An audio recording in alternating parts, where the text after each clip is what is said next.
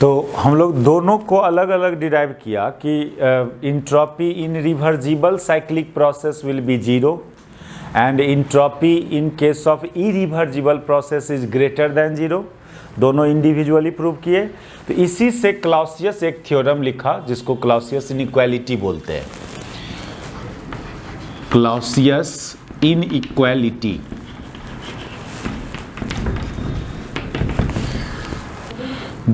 The net change in entropy,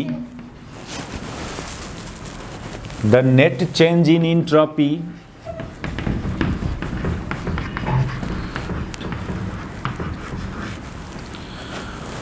of a cyclic process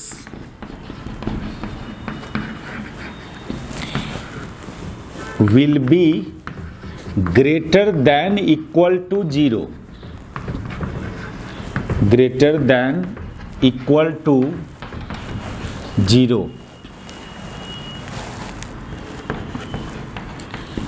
यानी cyclic process में net change in entropy को कैसे लिखोगे? dH बाई टी का इंटीग्रल ना, dH बाई टी का इंटीग्रल अलोंग साइक्लिक पाथ। इसको रीड क्या करेंगे? Net change in entropy in a cyclic process, ये greater than equal to zero. इसी इनइक्वालिटी को क्लाउसियस इनइक्वालिटी बोलते हैं। It is called Clausius inequality.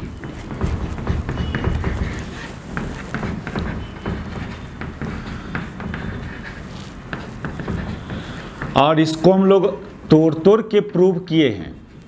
Zero कब होगा? जब ये साइक्लिक प्रोसेस रिवर्सिबल होगा।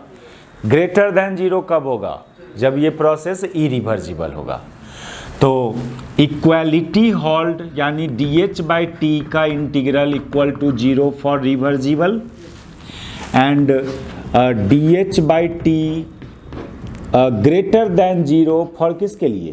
इरिवर्सिबल के लिए। इरिवर्सिबल में ग्रेटर देन जीरो आया था ना, पॉजिटिव आया था ना नेट चेंज इन इंट्रोपी।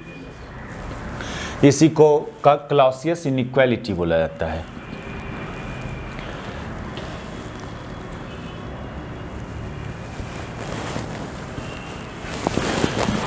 देखिए टॉपिक बनाओ, laws of increase of entropy.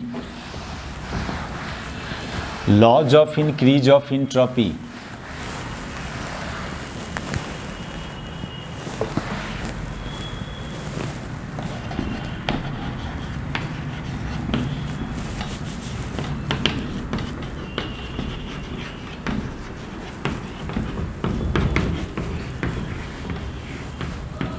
Laws of increase of entropy.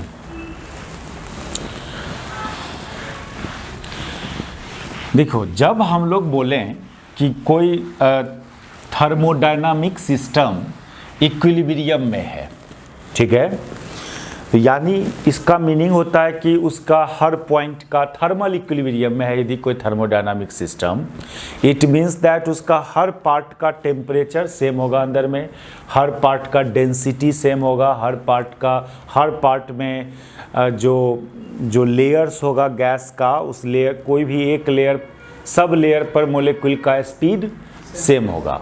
ये तीन बात आता है जब हम लोग बोलते हैं कि सिस्टम मेरा इक्विलिब्रियम में है। यदि कोई थर्मोडायनामिक सिस्टम इक्विलिब्रियम में है तो तीन चीज़ हर जगह सेम होना चाहिए। हर जगह का टेम्परेचर सेम, हर जगह का डेंसिटी सेम, और आप अपने गैसियस सिस्टम को बहुत सारे लेयर में कन्वर्ट कर दो तो हर लेयर पर मोलिक्यूल का स्पीड भी सेम हो। यदि इस तीनों में कोई एक चीज़ में डिस्टर्ब किए, मान लो हर जगह का टेम्परेचर सेम नहीं है, तो फिर सिस्टम इनइक्विलिब्रियम स्टेट में कहलाता है। या हर जगह का डेंसिटी सेम नहीं, कोई एक डिफरेंट हो गया डिफरेंट पॉइंट पर, या तीनों डिफरेंट हो डिफरेंट पॉइंट पर, या कोई दो चीज़ डिफरेंट है डिफरेंट पॉइंट पर, तो उस केस में सिस्टम का ये टेंडेंसी होता है कि फिर से इक्विलिब्रियम स्टेट को एक्वायर करें। और ऐसा करने के लिए तीन टाइप का फेनोमेना एग्जिस्ट करता है सिस्टम के अंदर इक्विलिब्रियम अटेन करने के लिए।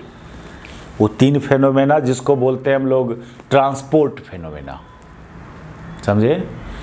वो 3 गो है, कंडक्शन, विस्कोसिटी एंड डिफ्यूजन। ये तीनों को ट्रांसपोर्ट फेनोमेना बोलते हैं।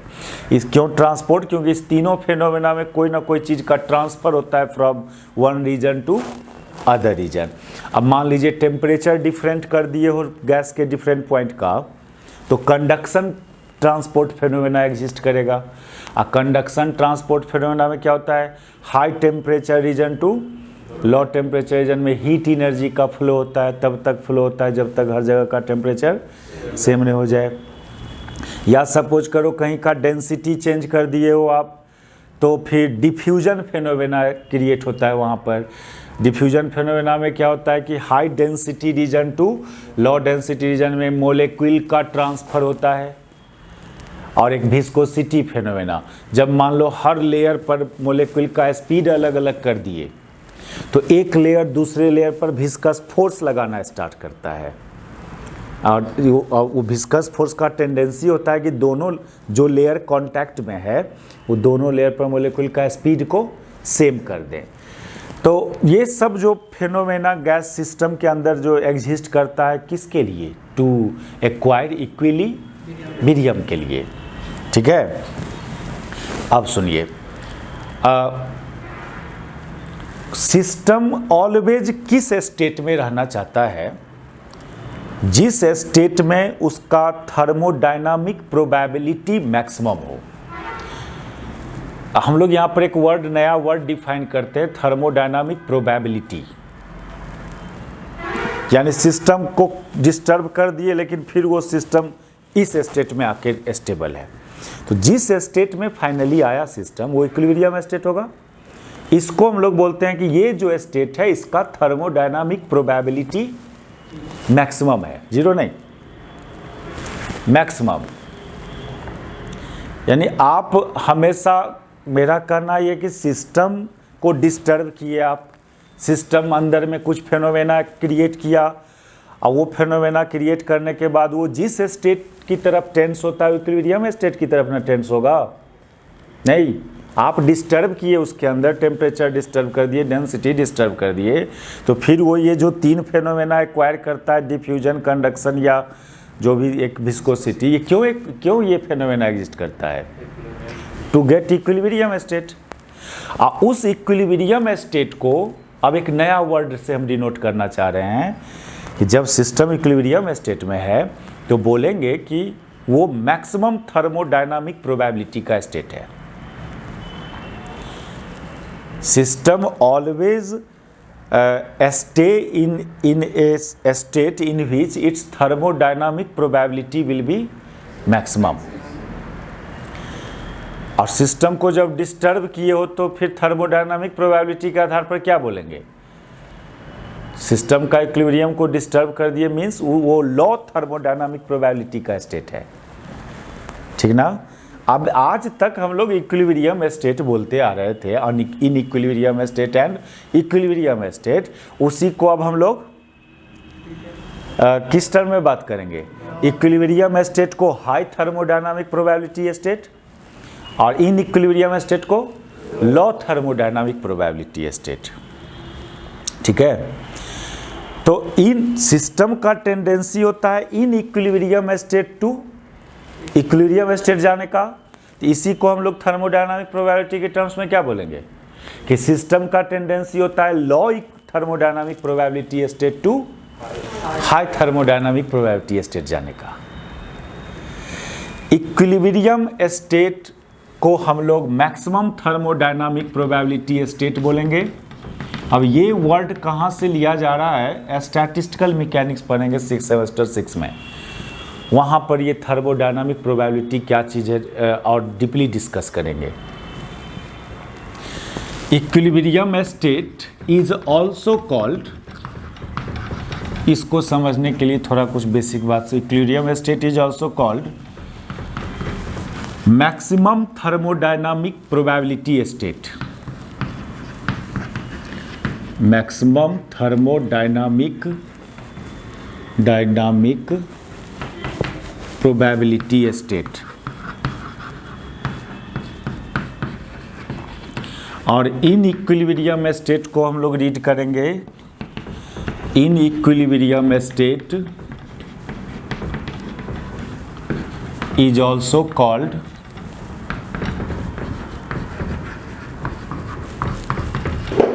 low thermodynamic probability state.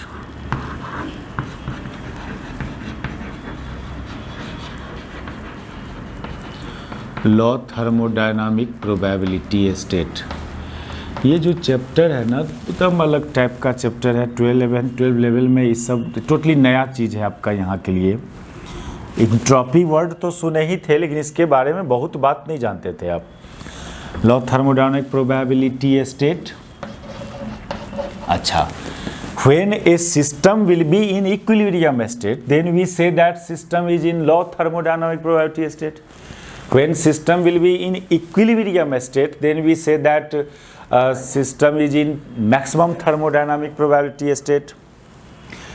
जब सिस्टम को हम लोग इन इक्विलिब्रियम स्टेट में रखते हैं तो system perform 3 types of transport phenomena to acquire its equilibrium state ना।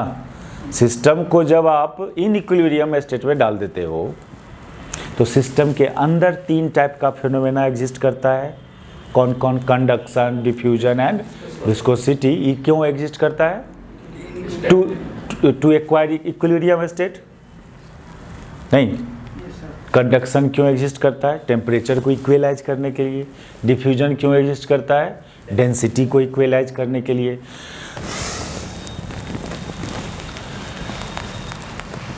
लिखो, when system will be in equilibrium state, when system will be in equilibrium state, system will be in equilibrium state,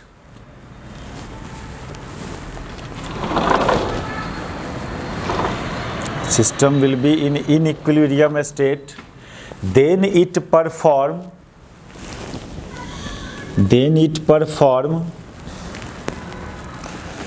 3 types of transport phenomena. Then it perform 3 types of transport phenomena.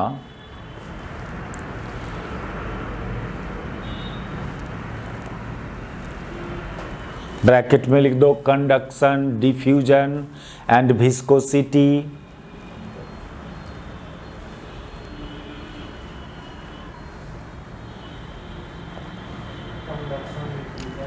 and viscosity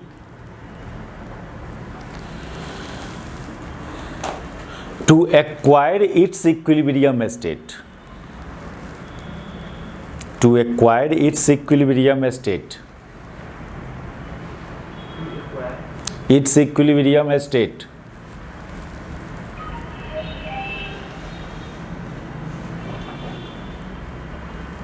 ये tendency होता है ना, self tendency होता है system का कि हम कुछ ऐसा काम कर लें अंदर में कि in equilibrium state to equilibrium state में चले जाएं। इसी बात को आप ऐसे भी बोल सकते हो कि system has tendency to goes from low thermodynamic probability state to high thermodynamic probability state. लिखिए, it can also say that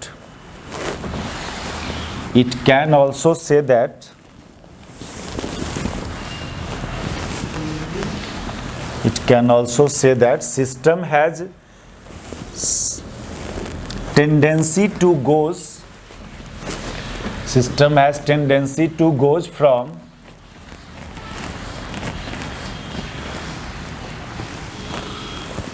low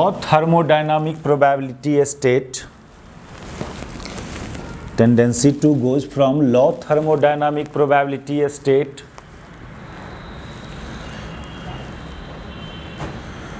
to maximum thermodynamic probability state. Probability state to maximum thermodynamic probability state. To maximum thermodynamic probability state. ये tendency होता है system का in equilibrium state to equilibrium state जाना। इसी बात को अब आज से क्या बोलोगे? Low thermodynamic probability state to high thermodynamic maximum thermodynamic probability state में जाना। और थर्मोडायनामिक प्रोबेबिलिटी को डिनोट किया जाता है W से। किसे? W से। द थर्मोडायनामिक प्रोबेबिलिटी स्टेट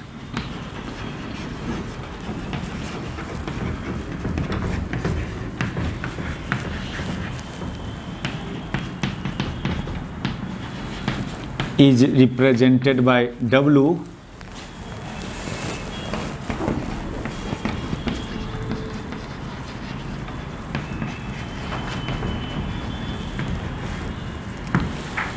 ठीक है। इसको कैलकुलेट भी करेंगे, स्टैटिस्टिकल मैकेनिक्स का फॉर्मूला सब डिराइव होगा W फाइंड करने का फॉर्मूला। और W रियली में किससे रिलेटेड चीज़ है? डिस्ट्रीब्यूशन ऑफ पार्टिकल से। किससे? पार्टिकल्स का डिस्ट्रीब्यूशन से रिलेटेड है W। देखना वो स्टैटिस्टिकल मैकेनिक्स में जितना रैंडम डिस्ट्रीब्यूशन में होगा W का वैल्यू उतने ही ज़्यादा होता है। नहीं होता है कि गैसियस सिस्टम को एक साइड धकेल दो प्रेशर लगा के तो डिस्ट्रीब्यूशन रैंडमनेस कम आ गया उसमें ना, छोड़ दीजिए फ्रीली कंटेनर के अंदर तो रैंडमनेस ज़्यादा है। तो उस केस में W का वैल्यू ज़्यादा होता है, उसका फॉर्मूला सब डिराइव होगा। और हम लोग फिर वहीं पर एक बात और देखेंगे स्टैटिस्टिकल में कि ये W ये जो इंट्रोपी है सिस्टम का वो डायरेक्टली प्रोपोर्शनल टू W। समझे? किसका? Directly proportional to W। W के मैक्सिमम कब होगा? जब रैंडमनेस ज़्यादा होगा। इंट्रोपियों के बारे में शायद थोड़ा बहुत पहले से जानते हैं कि इंट्रोपी सिस्टम का कब ज़्यादा होता है? जब रैंडमनेस ज़्यादा होता है। Entropy is the measure of randomness.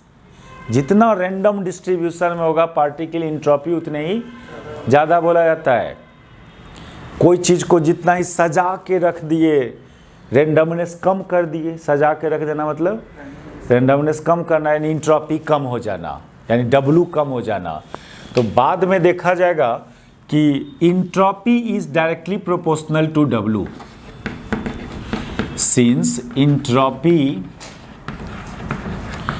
Is directly proportional to thermodynamic probability W,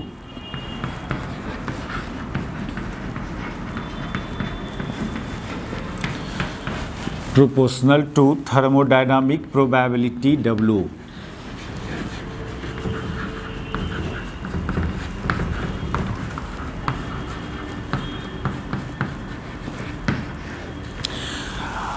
exact relation ये है जिसको डिराइव किया जाएगा वही स्टैटिस्टिकल वाले में। S is equal to K log W होता है। एग्जैक्ट रिलेशन की बात करोगे तो तो S is directly proportional to W, है ना।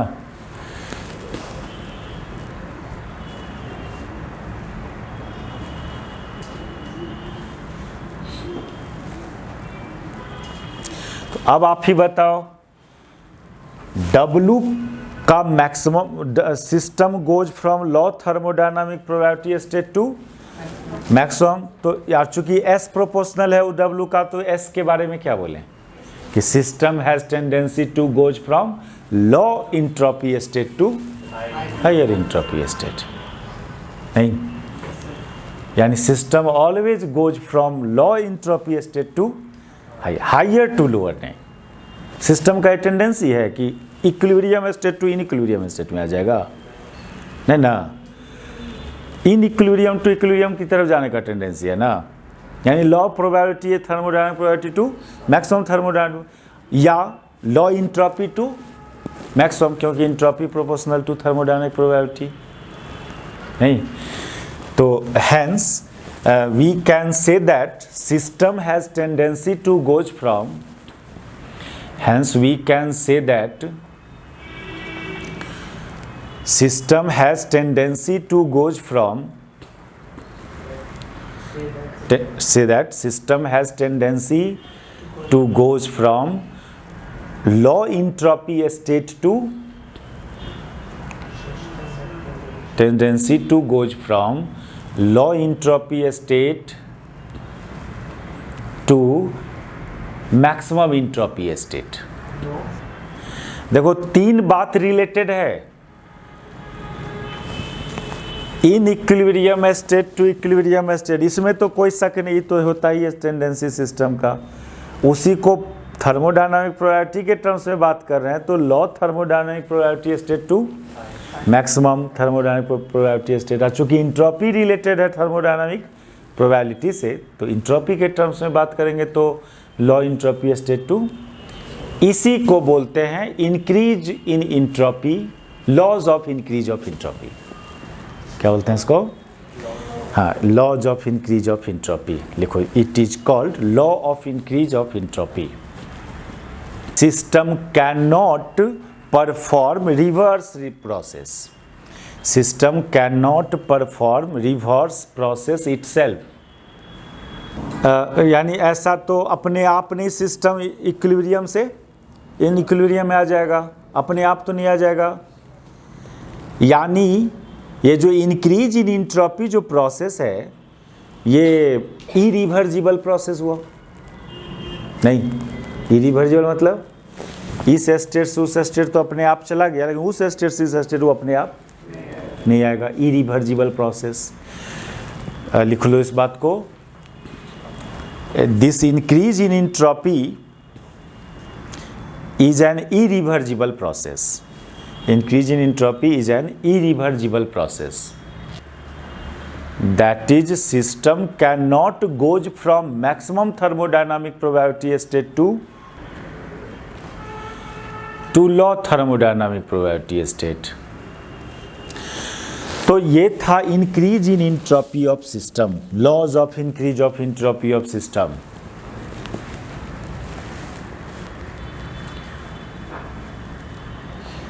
तो सुनो, जब सिस्टम इक्विलिब्रियम में आ जाएगा, इट मीन्स दैट उसका thermodynamic probability maximum, it means that उसका इंट्रोपी मैक्सिमम, यानी चेंज इन इंट्रोपी अब कितना? 0, है ना। ये सब बात है। एक दूसरा चीज लिखो, थर्ड लॉ ऑफ थर्मोडायनामिक्स। हाँ, टॉपिक दूसरा, third law of thermodynamics.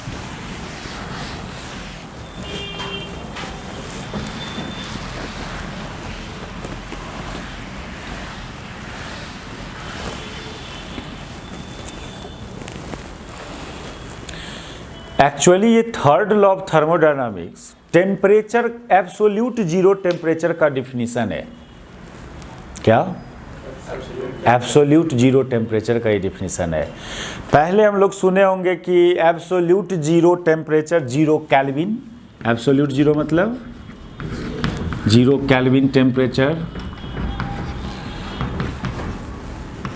0 degree kelvin temperature, इसको एब्सोल्यूट जीरो बोलते हैं। कभी कोई सिस्टम इस टेम्परेचर पर नहीं आ सकता है कोई भी प्रोसेस फॉलो करवा के, ऐसा कोई प्रोसेस ही नहीं है। स्टेप वाइज स्टेप भी आप मान लो इस पर इस टेम्परेचर को अटेन नहीं कर सकते हो। System can not acquire 0 kelvin by any infinitesimal process performing any infinitesimal, यानी स्टेप बाय स्टेप। अरे अचानक तो नहीं ये आएगा, ये तो कभी संभव नहीं है। स्टेप बाय स्टेप भी आएंगे इस टेम्परेचर को कम करते करते, तो भी ये टेम्परेचर अटेन नहीं हो सकता है। ये लॉ, ये third law.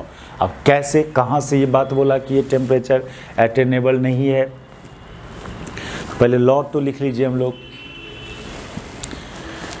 0 degree kelvin temperature can not be attend bye A system through any process,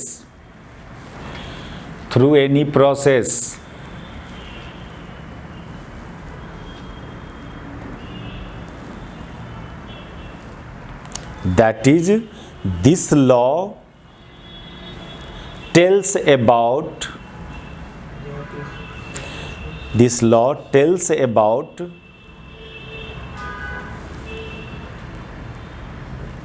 impossibility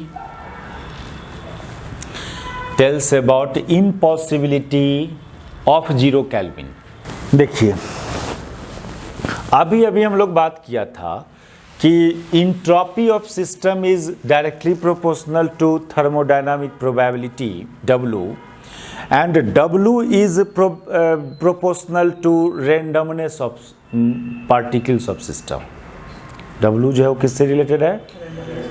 system के अंदर जो पार्टिकल्स है उसका रेंडमनेस से रिलेटेड है। जितना रेंडम डिस्ट्रीब्यूशन होगा पार्टिकल का, W उतने ही ज़्यादा होगा, इसलिए इंट्रॉपी उतने ही ज़्यादा होगा। रेंडमनेस कम करोगे तो W कम होगा, दैट इज इंट्रॉपी कम होगा। चलो इतना थोड़ा लिखे तो here we observe that entropy of system is proportional to, we observe, इसको एक्सप्लेन कर रहे हैं थर्ड लॉ को, क्यों नहीं 0 केल्विन अटेन हो सकता है। तो here we observe that entropy of system is proportional to thermodynamic probability W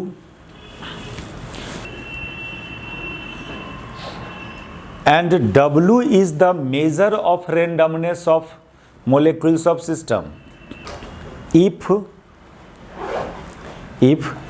randomness will be more, then W will be large. That is, W is also proportional to randomness. यानी जितना ज़्यादा randomness होगा molecule में, W भी उतना ही ज़्यादा होगा। And since entropy proportional to W, hence entropy is also proportional to randomness. Proportional to W, entropy proportional to W, hence entropy is also proportional to randomness. देखिए ये सब बात था, चूंकि W प्रोपोर्शनल टू रेंडमनेस, जितना ज़्यादा random distribution होगा particle का, थर्मोडायनामिक प्रोबेबिलिटी उतने ही ज़्यादा होगा। नहीं लिखा? That is entropy is also proportional to randomness, लिखे ना। अब मैथ सिंबॉलिकली देखो क्या क्या बोले। W is proportional to randomness, randomness ज़्यादा तो थर्मोडायनामिक प्रोबेबिलिटी ज़्यादा, इसका मैथमेटिकल प्रूफ बाद में देखा जाएगा। एंड चूंकि इंट्रोपी प्रोपोर्शनल टू W, इसीलिए entropy is also proportional to randomness. तो ये जो बात लोग बोलता है कि entropy is the measure of randomness, सही बात है। जितना मोर रेंडमनेस होगा सिस्टम का में पार्टिकल का डिस्ट्रीब्यूशन, इंट्रोपी भी उतना ही ज़्यादा होगा। अब चलो 0 केल्विन मतलब क्या कि आप टेम्परेचर को डिक्रीज करते आओ, टेम्परेचर डिक्रीज करते आओ, टेम्परेचर सिस्टम का डिक्रीज करेंगे तो रेंडमनेस घटेगा कि बढ़ेगा? घटेगा। गैस का टेम्परेचर कम करते हो तो लिक्विड स्टेट में आता है, नहीं। लिक्विड का और टेम्परेचर कम करते हो तो सॉलिड स्टेट, बर्फ बनता है। तो बर्फ में रेंडमनेस बहुत कम हो जाता है, सजावट हो जाता है डिस्ट्रीब्यूशन पार्टिकल का। लिक्विड में थोड़ा रेंडमनेस रहता है, गैस में सबसे ज़्यादा रेंडमनेस रहता है, नहीं। तो किसका इंट्रोपी ज़्यादा हुआ कम हुआ? क्या हुआ? ज़्यादा हुआ इंट्रोपी, लिक्विड का उससे कम, बर्फ का सबसे कम, नहीं। तो आपको 0 केल्विन पर ले जाना है तो टेम्परेचर घटाएंगे, और अभी अभी देखा आप लोग कि टेम्परेचर घटाने से रेंडमनेस भी घटता है, नहीं। तो 0 केल्विन पर चल जाएंगे आप तो आप यही ना कहेंगे कि रेंडमनेस टेंड्स टू 0, सारा मोलिक्यूल एक फिक्स्ड और ये सजावट, अच्छा सजावट हो गया। लेकिन ऐसा कुछ न कुछ तो रेंडमनेस रहबे करेगा 0 केल्विन पर, बहुत कितनों कम कर दो टेम्परेचर, नहीं। रेंडमनेस कभी 0 नहीं हो सकता है, कुछ ना कुछ मोलिक्यूल रेंडम डिस्ट्रीब्यूशन में रह जाएगा। सब मोलिक्यूल एक अच्छा सजावट में आ जाए वो कभी संभव नहीं है। और जब रेंडमनेस कभी 0 नहीं हो सकता है, इसलिए 0 केल्विन भी तब संभव। यदि हम ये डिफिनीशन दें कि 0 केल्विन पर रेंडमनेस 0 हो जाएगा, 0 केल्विन वो टेम्परेचर है जब रेंडमनेस 0 हो जाए, यही चीज़ संभव नहीं है, क्योंकि रेंडमनेस कभी 0 नहीं हो सकता, इसलिए 0 केल्विन भी कभी टेम्परेचर अटेन नहीं कर सकते हैं आप। ठीक है, टेम्परेचर घटाने से रेंडमनेस घटता है, तो ये एक्सपेक्ट कर सकते थे कि शायद 0 केल्विन पर रेंडमनेस भी टोटली 0 हो जाता होगा, बट फैक्ट ये क्या है कि कुछ ना कुछ रेंडमनेस हर टेम्परेचर पर 0 केल्विन पर रहेगा। यानी 0 केल्विन पर भी कुछ रेंडमनेस रहेगा। तो ये कहना कि क्या नहीं, ये थियोरिटिकली लॉजिकली ये बात करना है, इसमें कोई मैथमेटिकल प्रूफ नहीं है कि रेंडमनेस 0 केल्विन पर कैसे 0 हो गया। एगो हम लोग बताए थे, उसमें मैथमेटिकली यदि बात करते हो कि 0 केल्विन पॉसिबल नहीं है, वो मैथमेटिकली भी प्रूव होता है कहाँ पर, कार्नोट इंजन के एफिशिएंसी से। ये देखो, यदि मान लीजिए सिंक का टेम्परेचर हम 0 केल्विन कर दें, कितना, इधर सोर्स है, ठीक, तो इंजन है, तो एनर्जी लेते थे H1, ये वर्क में कन्वर्ट करते थे, 0 केल्विन का टेम्परेचर, तो इसका इफिशियंसी इंजन का 1 माइनस T2/T1, 0 केल्विन T2 का वैल्यू यदि 0 केल्विन डाल दें तो इफिशियंसी 1 आ गया, यानी 100% इफिशियंसी आ गया इंजन का। और यही संभव नहीं है, ये संभव नहीं है कि कोई इंजन का इफिशियंसी 100% हो जाए, यानी जितना भी हीट लिया सोर्सेस सब वर्के में चला जाए, यही पॉसिबल नहीं है, इसलिए 0 केल्विन पॉसिबल नहीं है, मैथमेटिकली प्रूव करना है। तो इस बात को on decreasing temperature of system, on decreasing temperature of system,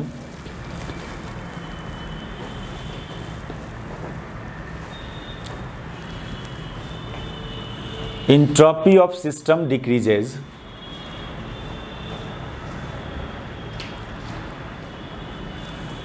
decreasing temperature of system, entropy of system decreases, that is randomness decreases, that is randomness decreases, therefore we can expect कि randomness will be completely 0 at 0 kelvin. अब लिखिए, since randomness cannot be 0 at any temperature, therefore 0 Kelvin cannot be attainable, therefore 0 Kelvin cannot be attainable।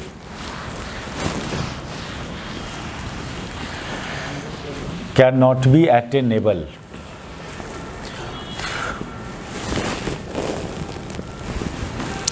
तो solid state में entropy सबसे कम, सबसे ज्यादा entropy gaseous state में, ठीक है।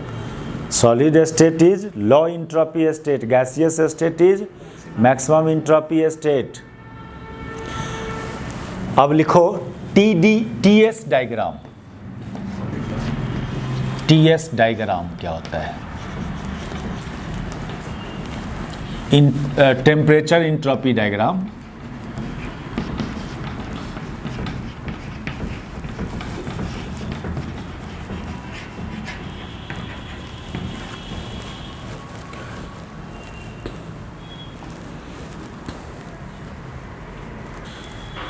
हम लोग PV डायग्राम में कार्नोट साइकिल को रिप्रेजेंट करते थे। कार्नोट साइकिल को जब आप PV डायग्राम में रिप्रेजेंट करते थे, इसी को TS डायग्राम में रिप्रेजेंट करें तो कैसा ग्राफ बनेगा। और जो भी काम आप PV डायग्राम से साइकिल का यूज करते थे, network done by engine find करते थे, वो TS डायग्राम से भी फाइंड किया जा सकता है, network done by gas. TS diagram बहुत ज़्यादा सूटेबल है PV डायग्राम से कोई भी मैथमेटिकल काम करने के लिए। मान लो ये कार्नोट इंजन है, तो ये कांस्टेंट टेम्परेचर है T1, यहाँ पर सिस्टम हीट एब्जॉर्ब करता था H1 अमाउंट का। ये कांस्टेंट टेम्परेचर आइसोथर्म है, ये T2 यहाँ पर हीट रिजेक्ट करता था H2 अमाउंट का। सपोज करो जब सिस्टम ए पर था तो इसका इंट्रॉपी S1 था, जब सिस्टम बी पर गया तो इंट्रॉपी S2 हो गया, और जब बी से सी पर आया तब भी इंट्रॉपी कितना S2A रहेगा, क्योंकि ये एडियाबेटिक पाथ है। एडियाबेटिक पाथ में इंट्रॉपी चेंज नहीं करता। फिर सिस्टम सी पर इस स्टेट डी पर आया तो फिर इंट्रॉपी कितना बन जाएगा, S1A बन जाएगा, S1 ही हो जाएगा ना, क्योंकि डी और ए सेम एडियाबेट पर लाई कर रहा है ना। अरे यहाँ से यहाँ तक जाने में इंट्रॉपी को नहीं ना चेंज होना है, तो नहीं चेंज होना है मीन्स जब यहाँ S1 है तो यहाँ पे क्या रहना चाहिए, S1A रहना चाहिए। नहीं, एक एडियाबेट पर जितने भी पॉइंट होगा सबका इंट्रॉपी सेम होगा, कोऑर्डिनेट सेम ना होगा, एडियाबेटिक पाथ है। तो ये तो पीवी डायग्राम में देख रहे हैं हम लोग। इसको टीएस डायग्राम में कन्वर्ट करें। देखो, देख लो पहले, इस लाइन पर टी रखो, इस लाइन पर एस रखो। ए टू बी जाने में टेम्परेचर कांस्टेंट है, तो कांस्टेंट टेम्परेचर ग्राफ को तो हम लोग ऐसे दिखाएंगे ना, क्या टेम्परेचर कांस्टेंट मतलब ये हाइट कांस्टेंट, ये पॉइंट ए पॉइंट बी, और ए पर थे तो इंट्रॉपी S1 था, आप बी पर गए तो इंट्रॉपी S2 हुआ। अब आ जाओ, बी से सी जाते हो तो इंट्रॉपी कांस्टेंट रह रहा है ना, इंट्रॉपी तो कांस्टेंट इंट्रॉपी के लिए तो हमको सी को इसी लाइन पर कहीं ना कहीं लेना पड़ेगा, सी को इसी लाइन पर लेना पड़ेगा ना कहीं सी को। समझ में आ रहा क्या बोल रहे हैं? बी से सी जाने में इंट्रॉपी, ए से बी गए थे तो S1 से S2 हुआ था इंट्रॉपी, जब ए पर थे तो इंट्रॉपी, ये इंट्रॉपी वाला लाइन है, ए पर थे तो S1 आया था, बी पर आया तो S2 हुआ, और S2 को ज़्यादा दिखा रहे S1 से, ये बात पहले भी बोले थे। सिस्टम जहाँ एनर्जी एब्जॉर्ब करता है वहाँ इंट्रॉपी उसका इंक्रीज होता है, और जहाँ एनर्जी रिलीज करता है वहाँ सिस्टम का इंट्रॉपी डिक्रीज होता है। नहीं, क्लियरली ए पर S1 माना, बी पर S2, तो S2 को S1 से क्या होना चाहिए, आगे कि पीछे, आगे होना चाहिए, वहाँ पे एनर्जी एब्जॉर्ब किया, इंट्रॉपी इंक्रीज किया। अच्छा, बी से सी जा रहे हैं तो इंट्रॉपी में कोई चेंजिंग नहीं, तो ग्राफ को किधर लेना पड़ेगा, इसी इधर ना लेना पड़ेगा। सी का इंट्रॉपी कम है ना बी से, क्योंकि यहाँ एनर्जी रिलीज हुआ है ना, ठीक है। आप फिर सी टू डी जा रहे हैं आप, तो इंट्रॉपी, ये तो आइसोथर्म है ना, ये क्या है, सी टू डी जाना आइसोथर्म है, कांस्टेंट टेम्परेचर, तो कांस्टेंट टेम्परेचर का ग्राफ ये हो जाएगा। ये पॉइंट था T1 का, ये पॉइंट कौन, और ये लाइन किसके लिए, ये टेम्परेचर लाइन है। अब फिर डी टू ए जा रहे हैं तो इंट्रॉपी सेम है, कांस्टेंट है।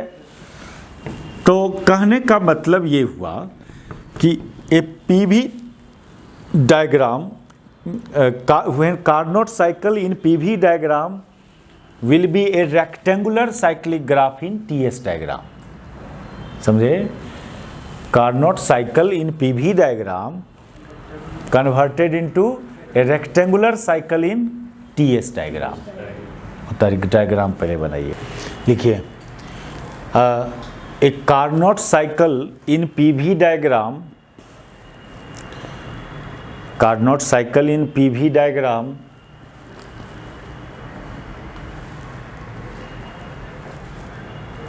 looks like a rectangular cycle in TS diagram. Looks like a rectangular cycle in TS diagram.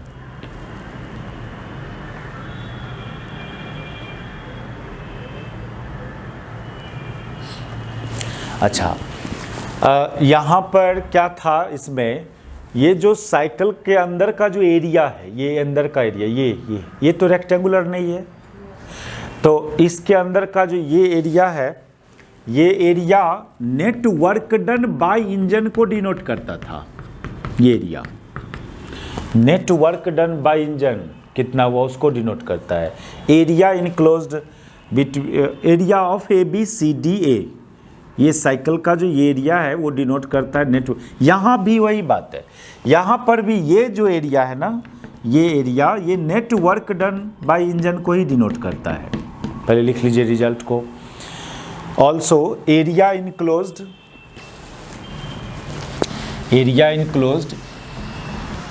Bye TS diagram represent,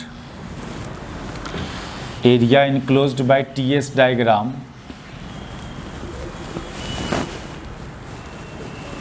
represent net work done by engine।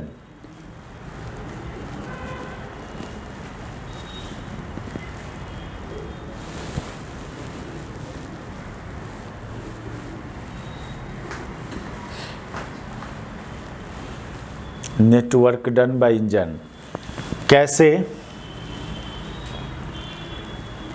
देखिए हम लोग एक ये रिलेशन देखे थे, ds equal to DH by T, ये general expression है entropy का। तो DH बराबर हो जाएगा TDS। तो यहाँ पर A से B जाने में सिस्टम एनर्जी एब्जॉर्ब किया था कितना, H1। तो H1 यदि यहाँ रखते हैं तो T1 into S2 minus S1 लिखेंगे। इसलिए यदि H की जगह हम H1 लिखें तो ये क्या डिनोट करेगा, T1 इंटू किसको,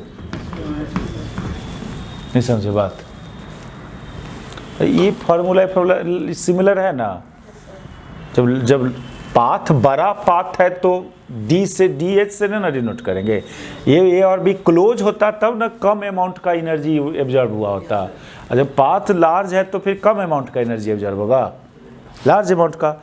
यदि ये साइकिल बहुत एलिमेंट्री साइकिल होता तब डी लगाते आप, लेकिन लार्ज साइकिल है तो डी नहीं लगाएंगे। डेल्टा H1, लेकिन H1 बोल रहे हैं यहाँ का एब्जॉर्ब्ड हीट को। और ये टेम्परेचर T1 लाइन था तो T की जगह क्या डाल दिए, T1। और यहाँ से यहाँ गए तो चेंज इन DS तो चेंज इन एंट्रोपी है, तो यहाँ से यहाँ तक जाने में चेंज इन एंट्रोपी कितना, S2 माइनस S1। अब आप बताओ ये एक्चुअली रियली में ये क्या चीज़ है, ये है ये है area of rectangle, area of rectangle कौन, AS1 या AB S2 S1, इसका एरिया है ये।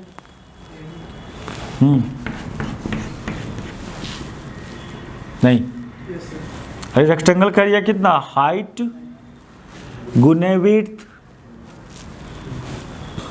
हाइट गुने ये रेक्टेंगल की बात कर रहे हैं, ये बड़ा वाला हाइट गुने विड्थ। तो हाइट है T1 और विड्थ है S2 माइनस S1, तो वो T1 into S2 minus S1 graph का किस चीज को बता रहा है,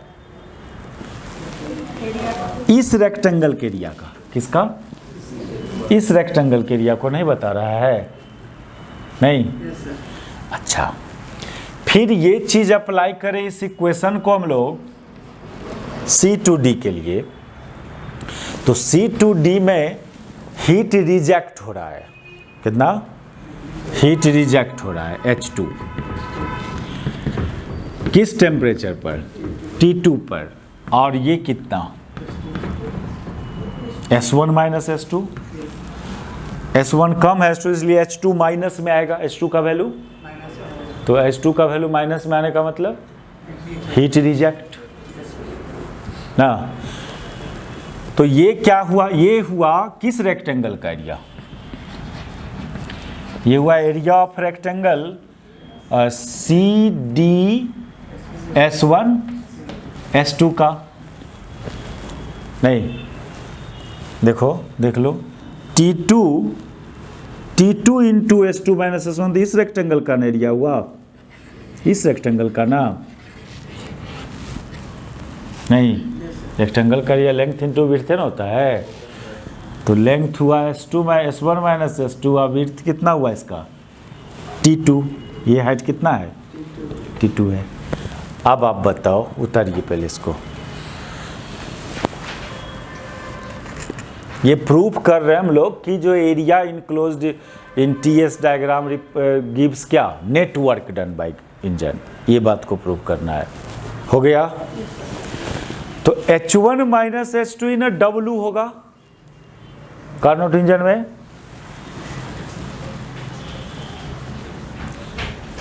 तो H1 माइनस H2 जो करोगे आप, H1 माइनस H2, यही W होगा, work network done by engine.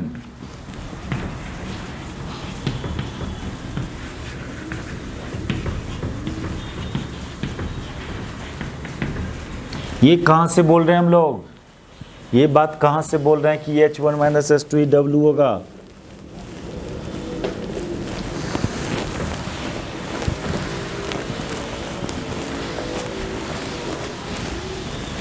ये याद कीजिए, ये जो कार्नोट इंजन था,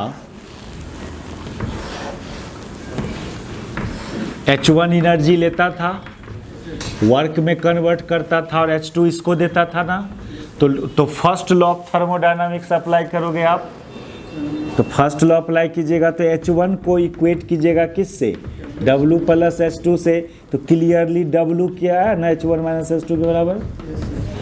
तो H1 माइनस H2 रियली में क्या है, नेटवर्क डन बाय इंजन है। और यहां से देखें हम लोग तो H1 का फॉर्मूला आया था कितना, H1 का फॉर्मूला आया था T1 into S2 minus S1, नहीं, और H2 का फॉर्मूला कितना आया था, T2 into S1 minus S2, यही आया था ना।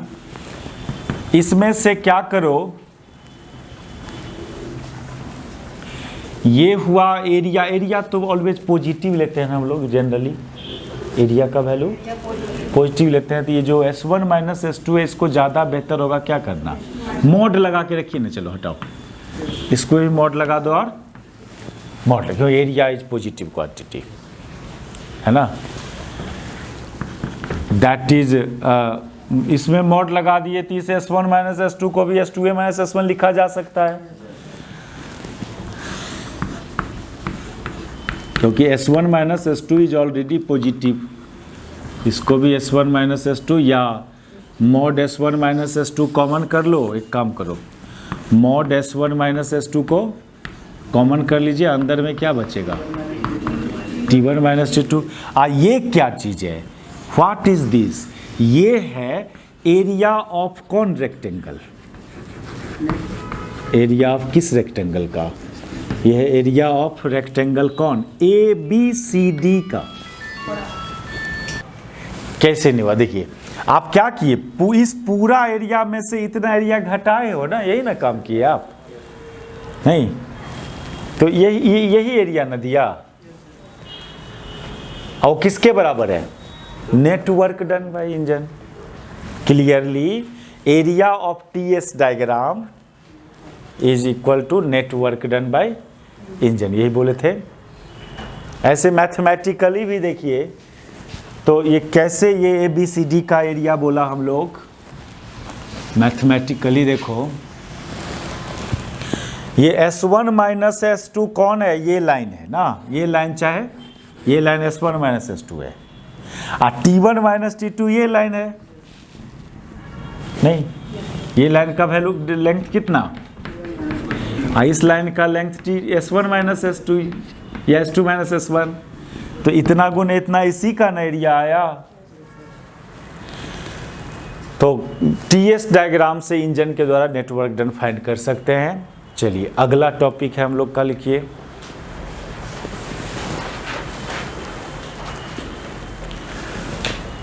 इंट्रोपी ऑफ परफेक्ट गैस या ideal gas, entropy of ideal gas.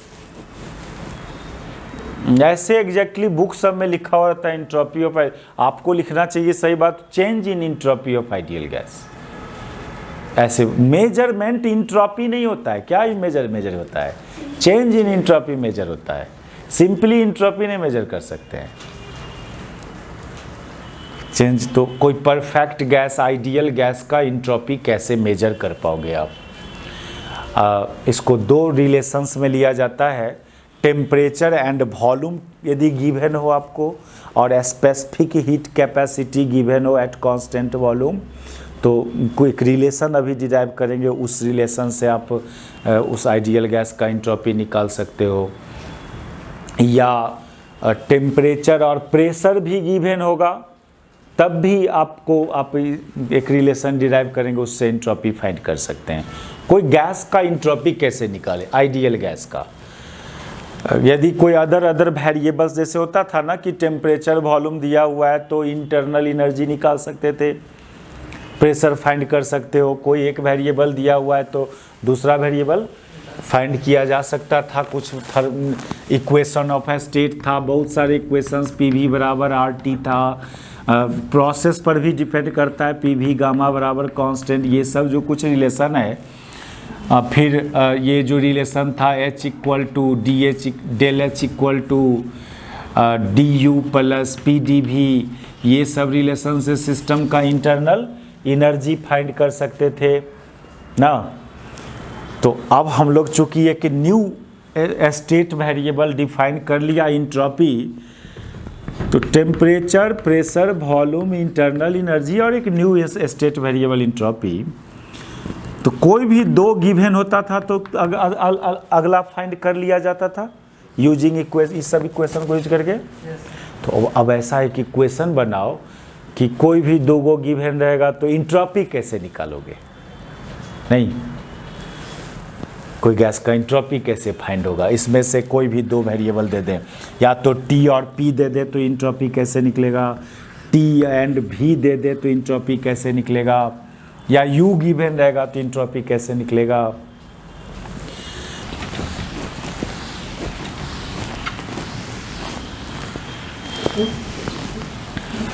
देखिए, from first law of thermodynamics हम लोग 1 मोल गैस के लिए का इंट्रोपी फाइंड करने के लिए फार्मूला डिराइव करें, फिर और अदर मोल्स होगा तो उसको मल्टीप्लाई करना अपना। We take 1 mole of gas,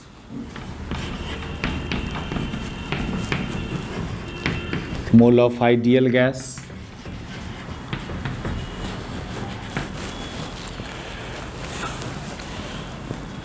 from first law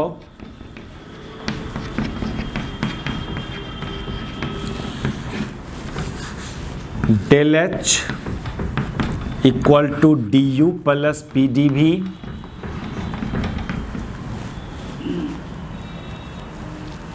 ठीक है। और चूंकि ds equal to dh by T ना, डी नहीं लिखना चाहिए, क्या लिखना चाहिए? Del H. H heat path function है, थोड़ा एग्जैक्ट रिप्रेजेंटेशन करें। इंट्रोपी तो स्टेट फंक्शन है तो डी लगाएंगे, ये तो इसलिए डेल एच जहाँ होगा वहाँ पर क्या डालोगे? टी डी एस डालोगे। यहाँ पर अब टी डी एस डाल दो इस इक्वेशन में, इस फर्स्ट लॉ में, तो ये हो जाएगा। इसलिए equation becomes T D S equal to D U plus P D we.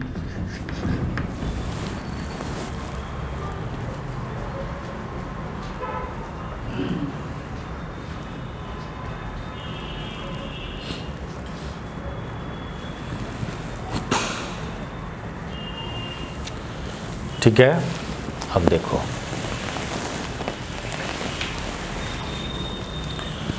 T से डिवाइड कर दो तो D S equal to D U by T, D U by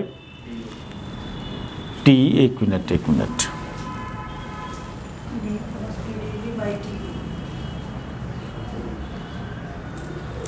D U की जगह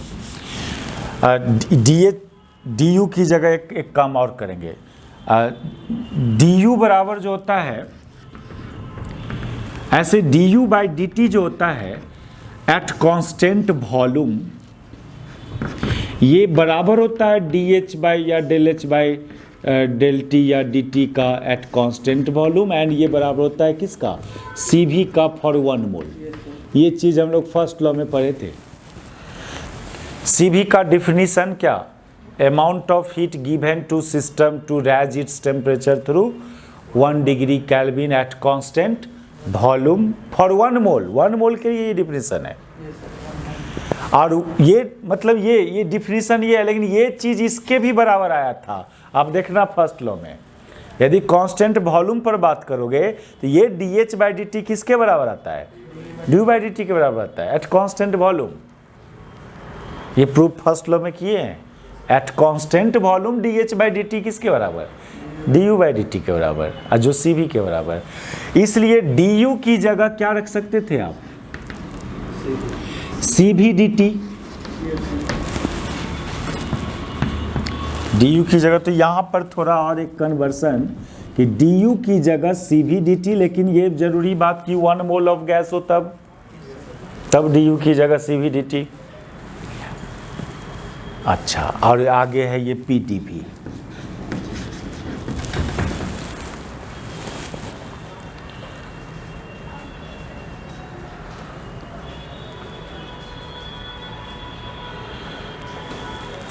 अब यहाँ पर जो कर रहे थे T से डिवाइड करने वाली बात ना, अब करेंगे वो बात। इसलिए ds बराबर हो जाएगा, ds बराबर CV into dt/t plus PdV/dt ना, PdV/t ना, PdV/t। और चूंकि परफेक्ट गैस की बात किए हो, यानी आइडियल गैस, तो आइडियल गैस के लिए जो इक्वेशन ऑफ स्टेट होता है PV बराबर RT। रियल गैस बोलेगा तो फिर वान डेर वाल इक्वेशन लाना होगा, तो उतना कॉम्प्लिकेटेड नहीं करना है हम लोग को। रियल गैस के लिए इंट्रोपी कैसे फाइंड करें, बस कुछ नहीं, यही ऐसे ही फाइंड होगा। बस खाली जो रिलेशन है PV/T में, तब वान डेर वाल वाला लेना पड़ेगा। और परफेक्ट गैस मतलब आइडियल गैस, तब PV बराबर RT लेना होगा। तो फॉर परफेक्ट गैस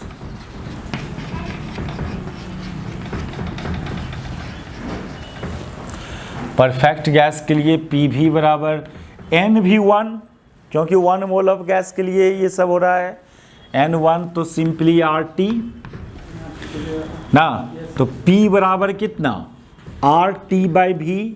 ये सब्स्टिट्यूशन करें इसमें, इस इक्वेशन में, तो अब आपका ds बराबर हो जाता है CV/dt/t प्लस P की जगह RT/V डालोगे, TT कैंसिल, दैट इज कितना? RdV/V। Now integrate it. अब इसको क्या करना? इंटीग्रेट कर देना। यदि सिस्टम एक entropy state S1 to S2 जा रहा हो, उसमें सिस्टम का टेम्परेचर T1 टू T2 में चेंज हो रहा हो, और सिस्टम का volume from V1 to V2 में जा रहा हो ना। अरे सिस्टम अभी साइक्लिक प्रोसेस थोड़ी करवा रहे हैं कि V1 टू V1 पर आओगे, T1 टू T1 पर आओगे ना। साइक्लिक में तो और रिवर्सिबल हुआ तो जीरो हो जाएगा चेंजिंग। तो यहाँ से डेल्टा S इक्वल टू ये कितना? CV log T2/T1 plus R log V2/, ये वो एक्सप्रेशन हुआ जिससे आप परफेक्ट गैस का entropy, change in entropy find कर सकते हैं। यदि आपको ये पता हो कि सिस्टम किस टेम्परेचर से किस टेम्परेचर पर गया, किस वॉल्यूम से किस, ये पता होगा तो इंट्रोपी में कितना चेंज हुआ परफेक्ट गैस का, ये यूज किया जा सकता है।